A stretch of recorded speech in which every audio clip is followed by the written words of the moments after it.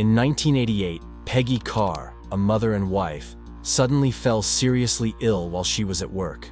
Shortly thereafter, the entire family followed and grew sick as well. Although the rest of the family survived, Peggy sadly could not make it out alive. The cause of death? A bottle of Coke. As the police dug deeper, however, they uncovered something much more sinister than that. Today's story is particularly bizarre. Welcome back to the exhilarating world of true crime Expresso, where we travel deep into the realm of solved and unsolved crimes and brooding mysteries from all corners of the planet. If you're new here, consider subscribing and liking our video as it helps us post the best content for you. Without further ado, let's get into the story of the Carr family and the unsettling mystery that unfolded on their doorstep. Peggy Carr faced a tough life from the start. Born in 1947 in a small rural town in Central Florida to deaf parents with very little money, she had to start working at a young age. Her job options were limited, often low-paying or downright dangerous, such as overnight shifts at isolated truck stops on desolate highways, or restaurants where she worked as a waitress alone. Peggy never complained about her job prospects because she knew her family depended on the money. In these environments, she adopted a tough exterior to ward off potential threats. Despite her petite stature, she earned a reputation as someone not to mess with among her co-workers. While this tough exterior protected her from potential dangers, it also deterred potential romantic partners who might have been interested but were intimidated by her. However, one man eventually broke through Peggy's defenses, and they fell in love. They got married, had 3 children, and everything seemed great until it all fell apart. By the mid-1980s, Peggy was a divorced, mid-30s mother of 3, working tirelessly at a local diner to make ends meet. While she projected a tough and composed exterior in public, her children saw her true, more vulnerable side at home. They understood that life had been hard on her, and they hoped she would find love and happiness again. In late 1987, Peggy's life took a positive turn when she met Perry Ellen Carr, known as Pi. He too was a recently divorced single father, and like Peggy, he didn't take nonsense from anyone. They hit it off and seemed like a perfect match. Soon after, in April 1988, they got married, bringing joy to their children. Peggy and her 3 children joined Pi and his 2 kids, creating a blended family in Pi's cozy Alturas, Florida home. Despite the close quarters, the family thrived. Travis Carr, Pi's son, and Dwayne Dubberly, Peggy's son, lived in the Alturas residence. To accommodate the growing family, Pi converted the garage into an apartment for his daughters, Delana Shiver and Tammy Reed, along with his granddaughter, Casey Bell. It was a quiet rural area with few neighbors, mainly George Trepal and his wife Diana. But there were ongoing disputes with Trepal, including a frightening incident where he threatened the Carr children. The Carrs even received a threatening letter, unsigned, warning them to leave Florida. Now, this is where things get messy. In October 1988, Peggy Carr and her daughter, Sissy, were at work at a local restaurant when Peggy suddenly felt unwell. She complained of chest pains, numb hands, and painful legs, fearing she might be having a heart attack. Peggy returned home hoping to find relief, but her pain only intensified. She was feeling like she was on fire. The family then rushed Peggy to Bartow Memorial Hospital. In the emergency room, doctors struggled to pinpoint the cause of her distress. One doctor suggested that Peggy's symptoms might be rooted in her mind, dismissing them as psychosomatic. Still, Peggy remained under hospital care for 3 days for observation. Her condition appeared to improve during that time, so she was discharged and sent home. However, things took an even stranger turn as her son Dwayne and stepson Travis started experiencing similar symptoms, including tingling fingers, upset stomachs, and a burning sensation throughout their bodies. Days later, Peggy's symptoms resurfaced, which led to another rush to the hospital. During Peggy's examination at the hospital, routine tests failed to reveal anything unusual.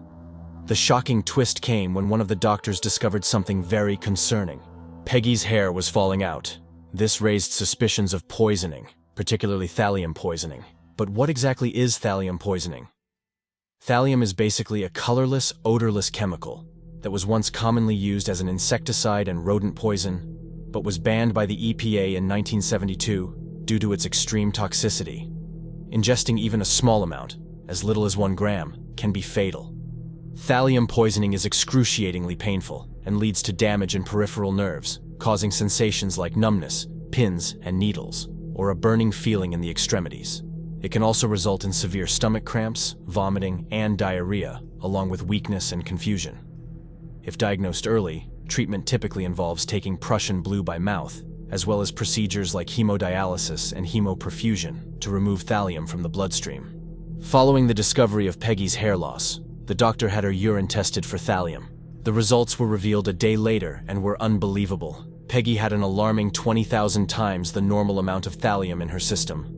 Dwayne and Travis were also tested, and their results came back positive, although their thallium levels were slightly lower than Peggy's. Other residents of the house, including Peggy's husband, Pi, his daughter Jelena, and granddaughter Casey, also showed trace amounts of the chemical in their tests. While Dwayne and Travis eventually recovered, their ordeal was agonizingly long.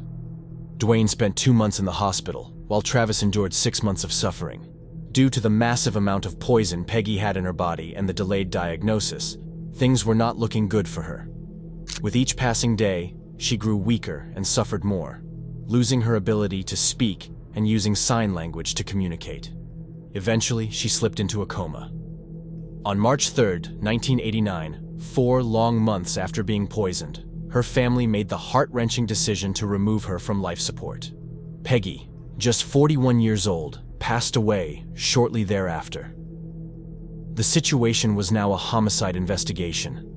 Naturally, the police questioned Pi, especially given the recent marital problems he and Peggy had experienced, and his convenient absence when the family fell ill.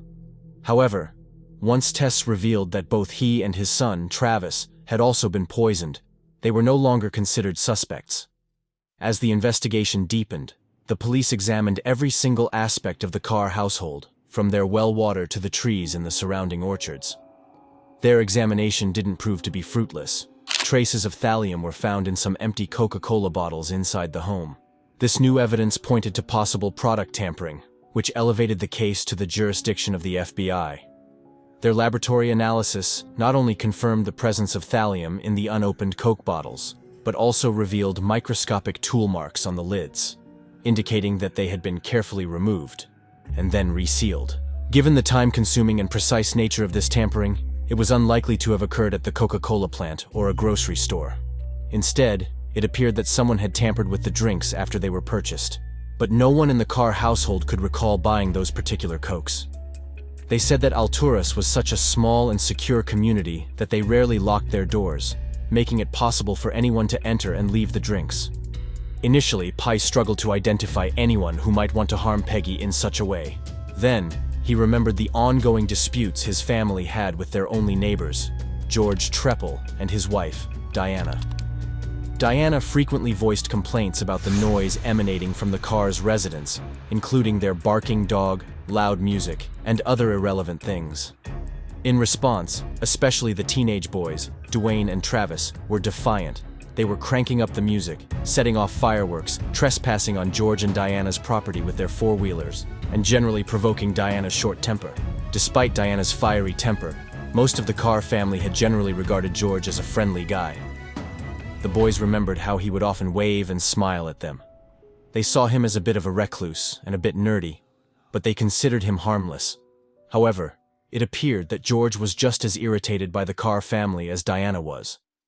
In March 1988, he took his grievances to the local zoning board, complaining about Pi converting his garage into an apartment for his daughters and granddaughter.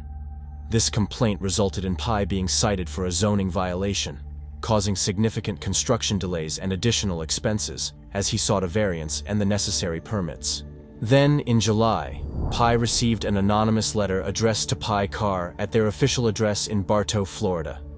Inside was a typewritten message on a post-it note. "You and all your so-called family have 2 weeks to move out of Florida forever, or else you all die. This is no joke." Pi dismissed it as a prank and thought no more of it. However, in October, just 2 days before Peggy fell seriously ill, Diana erupted in anger and stormed over to the Carr's home. Witnesses recalled her screaming, cursing, and yelling, ranting and raving about the family playing loud music. They reported that her level of anger seemed disproportionately intense for the situation. When Peggy refused to comply with Diana's demands and walked away, Diana told her that Peggy would not get away with it, and that it was not over. The police, rightfully so, grew suspicious of Diana. That's when they decided to investigate the backgrounds of Diana and George to shed light on this whole situation.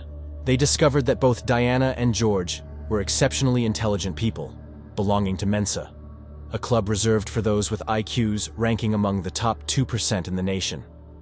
The club was known as the Geniuses. Diana, who had studied chemistry in college, worked as an orthopedic surgeon, often logging long hours in her profession. On the other hand, George identified himself as a freelance computer programmer and did not seem to hold any other job outside the home.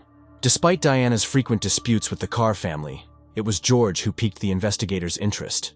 He seemed to fit the FBI's profile of a poisoner, a highly intelligent white male with a passive personality who avoided direct confrontations. During their initial questioning of George, they noted that he appeared nervous, avoiding eye contact and stuttering. When asked about his thoughts on why someone might want to poison the Carrs, he simply said that someone must have wanted them to move out of the neighborhood. This statement stood out because it was strangely similar to that of the threatening letter, and this made George the only individual among the more than 50 friends and neighbors the police had interviewed to suggest such a motive. Another suspicious thing about George was his claim that he usually accompanied Diana to her workplace, thus not being at home with access to the Carr's house.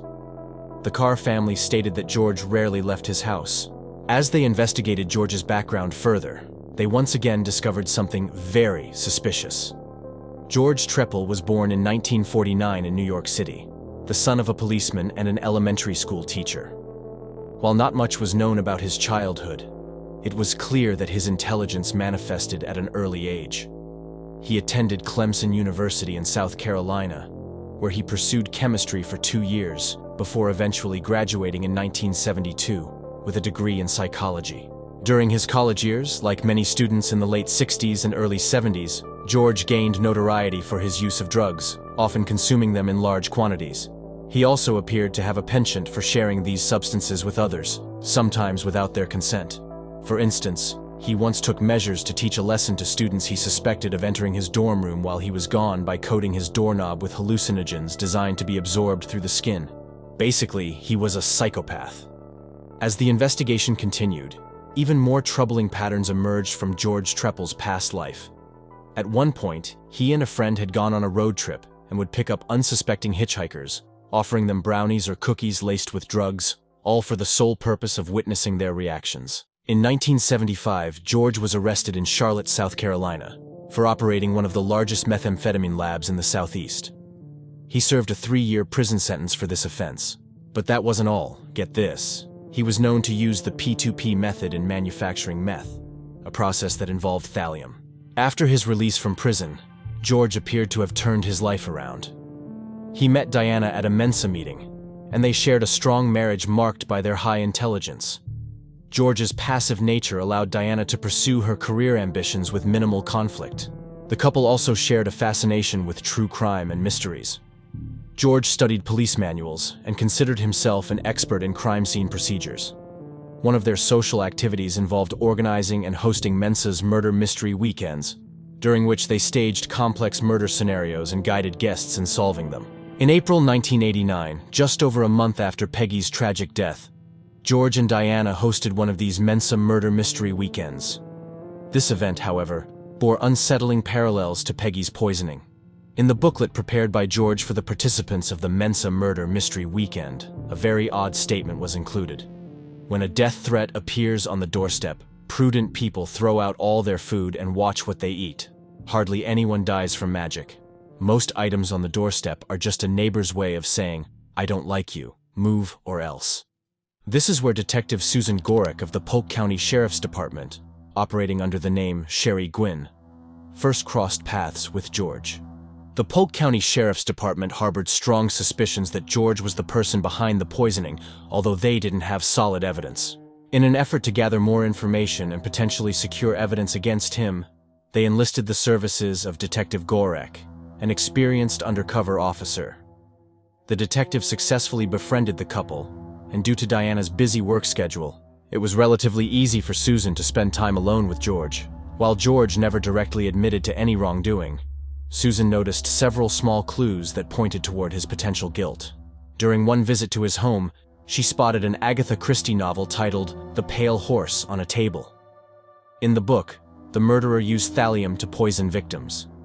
George also suggested to Susan that she poison her husband to improve her divorce settlement.